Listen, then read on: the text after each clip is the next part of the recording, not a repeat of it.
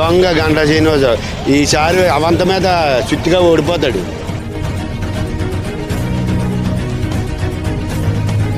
గంటా శ్రీనివాసరావు గారు ఏంటంటున్నాండి, ఇలాగ మట్టి ముట్టుకున్న బంగారం అయ్యే మనిషి అతను మనసే బంగారం. ఏం పర్లేదు, మాకు అతను రావాలండి, అతను రావాలి మాకు.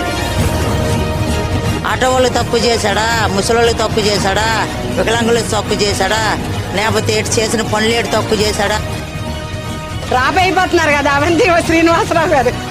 ఇక్కడ అయితే గంటా శ్రీనివాసరావు రావచ్చు మ్యాక్సిమం. ఎందుకంటే అవంతి ఇక్కడ ఏం పనులు చేయలేదు కాబట్టి రాకపోవచ్చు. ఇక్కడ గంట గెలిచే అవకాశం. అప్పుడు ఒక 70 రూపాయలకి క్వార్టర్ వచ్చేది, ఇప్పుడు 130, 150 పెడితే అది కల్తీ క్వార్టర్ వస్తుంది. 9 సార్లు కరెంటు బిల్లులు పెంచారు, అవుట్ ట్యాక్స్లు పెంచారు, చెత్త పన్ను అంటున్నారు. ప్రజలకి ఇచ్చేది 10 రూపాయలు అయితే లాగేసింది 20 రూపాయలు లాగేస్తున్నారు.